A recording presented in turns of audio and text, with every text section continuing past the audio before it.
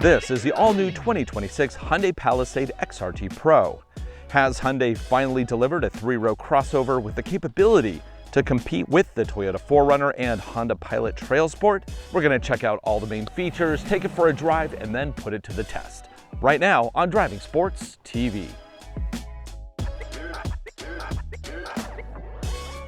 This episode of Driving Sports TV is brought to you by Onyx Off-Road. Click the link below to save 20% off your new membership using the code DSTV. In recent years, car makers have started producing trail-ready versions of some of their most popular mainstream crossovers. Some have been great, others not so great. One of the more disappointing entries into this category was the 2024 Hyundai Palisade XRT. You see, all they did is take a regular Palisade, added all-terrain tires, and called it good. That is not simply good enough. Well, thankfully for 2026, Hyundai is finally taking this category seriously by giving the Palisade the trail-ready equipment that it really deserves.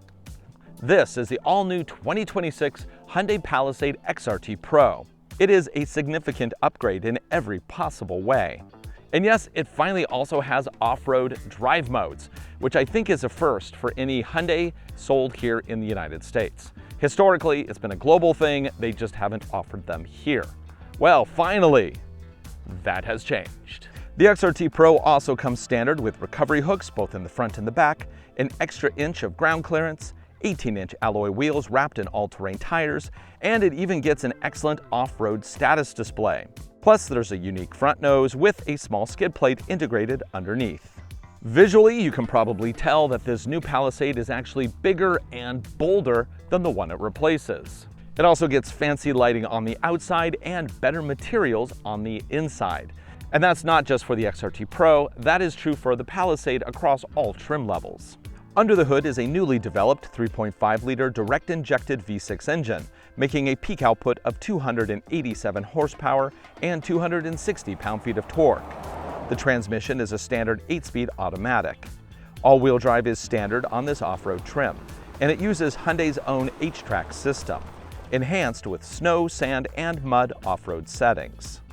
Towing is limited to 5,000 pounds. EPA rates economy at 16 miles to the gallon in town and 22 on the highway. Price as it sits here, you're looking at $51,715 US, including destination and the optional carpet floor mats. Inside, you get 3 rows of seats. Stow the last row for additional cargo room. With all the seats flat, you get up to 86.7 cubic feet overall. In the back is a false floor with extra storage underneath, as well as a 12-volt DC power socket. Under the Palisade is a temporary spare. In the second row of this XRT trim, we do get captain's chairs. Actually pretty comfortable. It is wrapped in synthetic leather like the whole interior here. And I do love how we have the aircon up here. So even if you have a lot of stuff down here, you can still access your aircon. Now there's no heat in this second row, but I do get privacy screen and I have a vent right here. I can just blow air into my face, which is fantastic. I also have storage bin down here, cup holder, and oh yeah, an AC power socket with 150 watts. Oh, and below that, a little pull-out trash bin or something. That's clever. USB-C sockets on the backs of the seats, and these actually output 100 watts, which is a lot. Well, this is yet again another completely different interior. I kind of feel like Hyundai, with every new generation, they try something completely new. Now, there are a few things that are carryovers. We still have 2 screens that are about the same size, one for the gauge cluster, one for infotainment, although they're kind of set a little bit different here, but it is basically the same effect. However, this whole surround kind of console system, it looks like something out of Star Trek: The Next Generation, and I kind of like it, actually. We even get the floating console down here where we got lots of room for extra storage, plus another 180 watt 12 volt socket down there. Up here we get 100 watt maximum USB-Cs, which is excellent to see. Plus we have a charging pad for a mobile device in an excellent location, and I love that it has a big old light there to tell me when it's charging, which is nice. Additional storage here, if I can figure it out. Oh, yep, there we go. And yeah, now there is one thing that I just do not like about this interior, and you'll never guess what it is. Yes, it's the start stop button. They've moved it from some place that makes sense to in here. Like, I got big hands, and there's very few comfortable ways I can actually reach this start button. I can reach from underneath, that's one way. I can kind of grab the whole thing like a knob, but I'm still hitting my wrist against that. It's just awkward. Like, why is it there? I don't actually even mind this transmission selector. I think it's fine. But why put the start button in there? It's just put it right here, you know? Or here, or here. I mean, there's so many other places they could have done it. Anyway, don't love that. Now up here, there is something that I do love, and it's something that we have not seen on a Hyundai here in the States yet, and that is the off-road panel. Select there, and we get all this great information once it animates and comes up. We have the four-wheel drive setting, even though it is all-wheel drive. They say four-wheel drive up here, but we get oil pressure, battery oil temp, transmission temp, engine temp, plus we get all the pitch and roll data. Love, love, love that off-road screen. And then we also have an optional off-road screen over here where I again have pitch roll data, some all-wheel drive information, and wheel angle, which is just a really nice setup. Now, as far as this wheel goes, this is the best feeling Hyundai wheel I've had to date. It is super comfortable. It has a nice heft to it. I love the wrap. And even the buttons are pretty easy to use. I don't love the look. This thing kind of, I don't know, it's just kind of very nondescript, but in my hand, it feels really good. So overall, with just a few little finessey things, I do actually really like this interior. Earlier in the video, I did mention this is the first US model that I'm aware of to get terrain modes, and those are selectable right here. Once I hit terrain, I can then select between snow, mud, and sand. That'll optimize the all-wheel drive system to tackle more challenging conditions. Now, if I'm just on the regular road, I toggle again back to drive, and I get eco, normal, and sport. Now over here, I do have another off-road thing. I get an hill descent control system, which we will try in a little bit, plus parking sensors and a full surround view camera system at this trim level. Yeah, overall, really like this interior. I'm not sure if this Star Trek Next Generation vibe is going to still be in vogue in a couple years, but I think right now it's pretty nice. Oh, and this also has the Bose sound system, so you actually get premium sound at this trim level, which is good considering the price. I mean, once you're over 50K, you kind of do want decent sound. Seats feel quite comfortable. They are wrapped in the same synthetic leather that we see throughout the cabin, and all is good here. So with that, we're going to take this out onto the street, just do a really quick drive, test the 0 to 60, and then we're bringing it back here to test the off-road capabilities of this XRT Pro. Let's do it.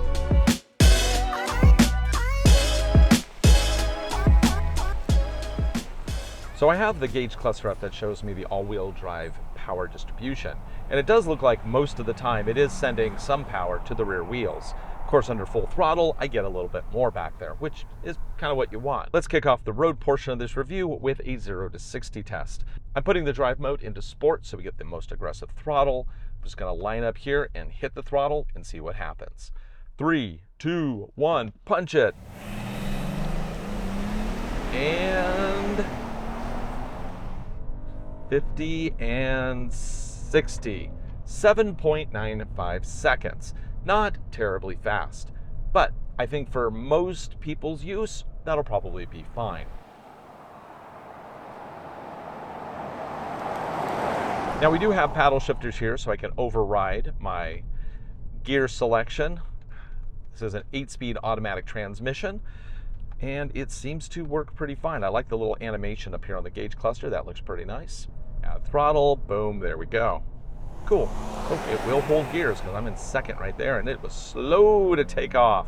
Okay, well, let's talk about the driving here. Now, the seats feel pretty comfortable right now. I, of course, have not driven for a very long time, but they feel like I have everything supported here. I even like the synthetic leather that they're using. I think overall this is a very nice place to be. And this being a 3-row vehicle, it is on the larger side. But I feel like visibility is actually quite excellent. I get a good view over the hood, I can turn around, and there seems to be nothing actually blocking my overall view. Plus, of course, you do have the integrated cameras in the gauge cluster here to cover your blind spots. So they kind of took care of everything so that the driver can feel very confident from behind the wheel.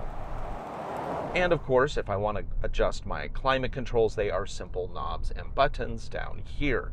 It just makes everything really easy, accessible, and visually alluring. I mean, it's a good look, which is, I think, progress for Hyundai, honestly. I historically have not actually really loved their interiors, but I think this one, yeah, it's pretty solid.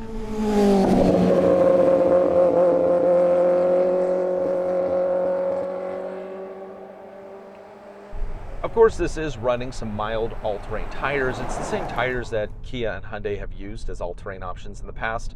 Honda also uses them on the Pilot Trail Sport, and I think they're a good compromise tire. They seem to have very little road noise here, although I can hear them, but it's not so bad. I don't really get any wind noise from the side mirrors here, which is good, and there are no roof rails on top, so I'm not hearing anything up above either. It's just, you know, kind of quiet, comfortable place to hang out, which is nice. The infotainment system, if you really get into it, it's similar to last year's model. We do have, of course, maps, music. We have Apple CarPlay integration right there, which is very nice, so I can load whatever app I want. And then, of course, we also have that new off-road page, which is my favorite.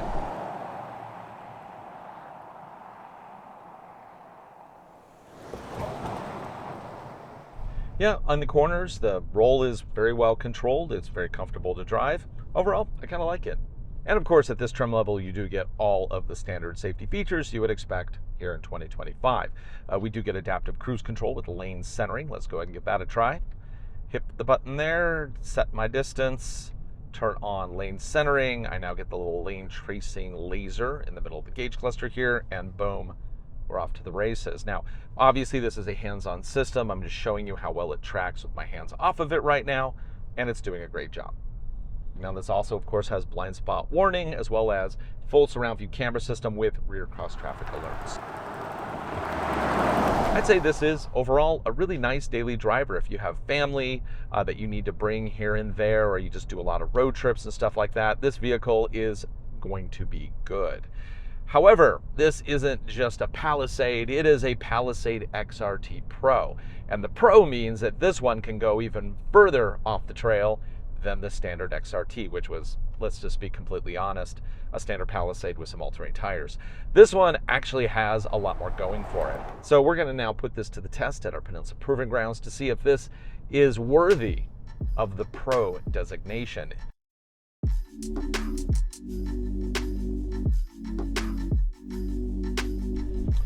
Right, well, let's start this off with some fun.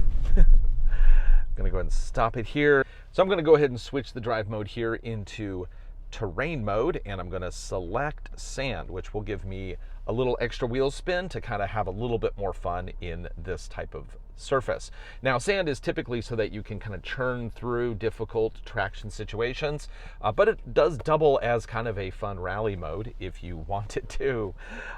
Great, drive, and let's do it. Let's see how much slip we can get, if any. Power sounds good. Let's see, a little flick at all, or is it going to... Oh yeah, lets me get a little bit of motion, but not a lot. Safety stuff is definitely still on. But, you know, it does allow for a little wheel spin, and I like that. Now we're going to go ahead and start the off-road challenges here with our Ridgeline Trail. Named not after the Honda Ridgeline, but after the fact that it is literally a ridgeline down the west side of the property. So I'm going to switch the terrain mode now into... let's do mud. That should allow for a little wheel spin, but still be very aggressive with that power shift left to right. It will apply brakes when a wheel starts spinning, which then shifts the power back into the system. Now this does use a center clutch system.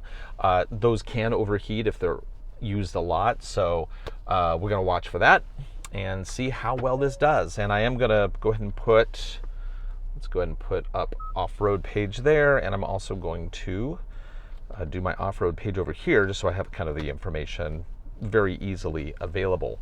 Transmission temperatures at 214 degrees, and let's go ahead and move forward, shall we? So we're going to look for wheel spin, the ability to shift power. We are at a pretty steep incline here. Go with surround view camera so I can kind of see what's going on here. That's my only, can I get a front view? Okay, there we go. And we're going to try to maintain a little momentum up this hill because it is still fairly loose, and see if we can get up and over. We claw our way to the top. Up and over, have that brake over.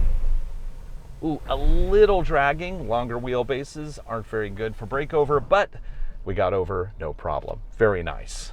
Okay, I'm going to continue on, and we're going to go into the little bump here. Listen for grinding. Now this has slightly over 20 degrees of approach angle, which isn't fantastic.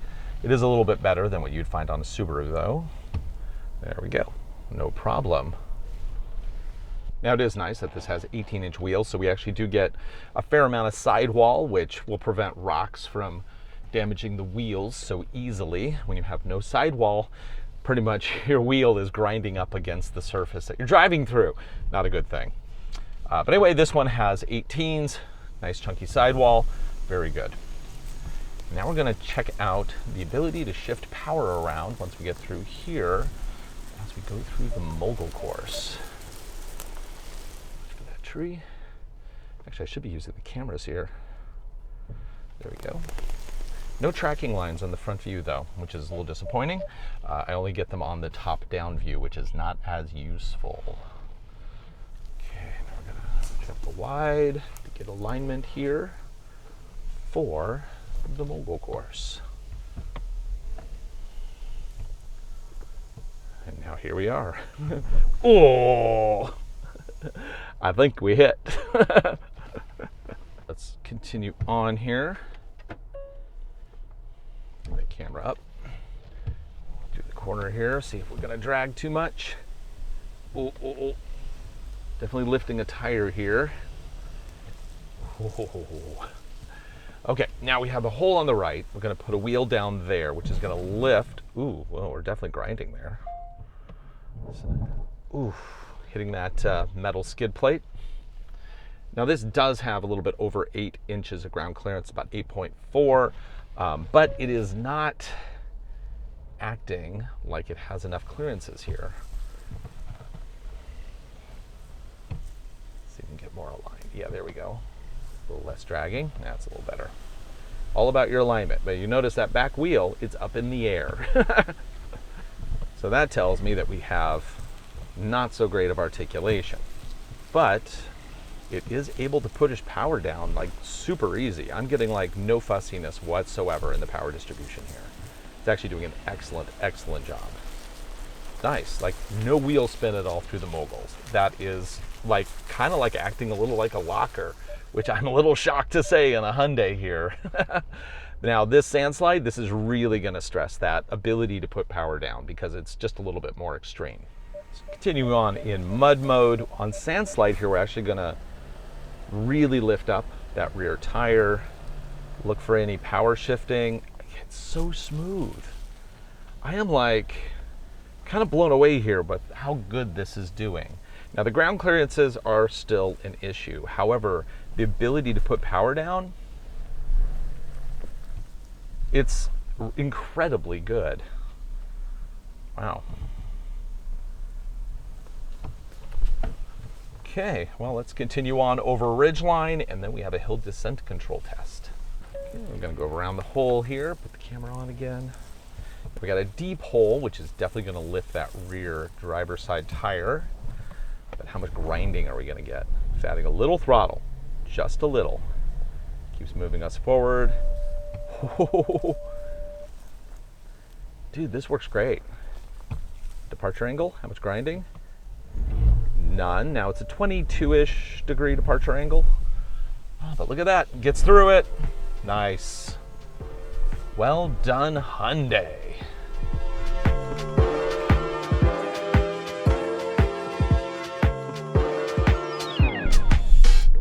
Then down here we have a hill descent control test, and then we will wrap this up.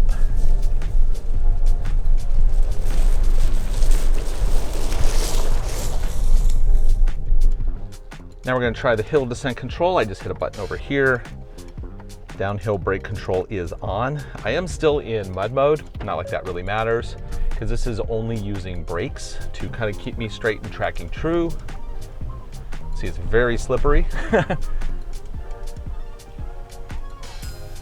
steep is this? I think it's around 20 degrees.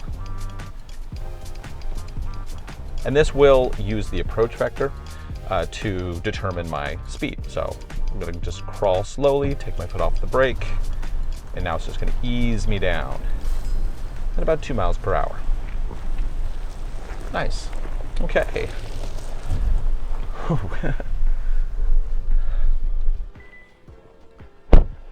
While the standard Honda Palisade obviously competes against a very long list of 3-row family crossovers, this XRT Pro is squarely going up against Honda Pilot Trail Sport and even the Toyota 4Runner. And overall, I think this really delivers for people that are shopping in that category. Regarding the Honda Pilot Trail Sport, I think that it is better on the street, and that comes down to IVTM4. Its ability to overdrive the rear outside wheel to kind of give you more corner carving capability, I think is just fantastic and pretty much makes it best in its class. However, when the road ends and the trail begins, I'm having trouble finding any benefits of the Honda over this Hyundai. Their new trail control system just does a fantastic job of shifting power from the wheels that are spinning to the wheels that have grip.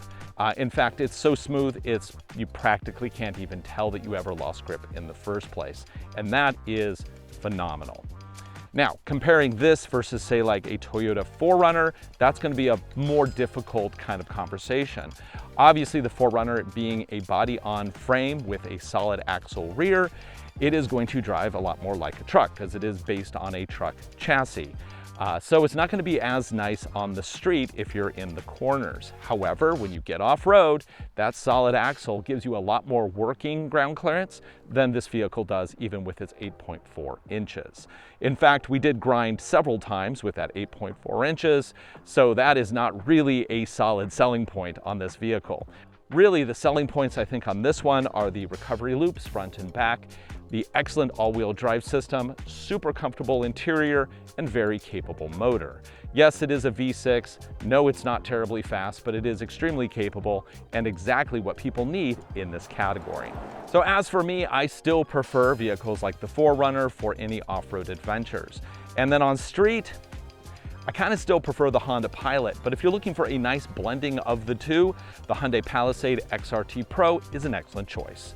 For Driving Sports TV, I'm Ryan Douthit. Thanks for watching. Be sure to like, subscribe, share our videos. We make them for you. I hope you enjoy them. In fact, this vehicle did so well today, we're going to take it out to our mountain test course and see how it does against real challenges. That is going to be fun. And we hope you hit that subscribe button so you don't miss it. Thanks again for watching. See you on the next one.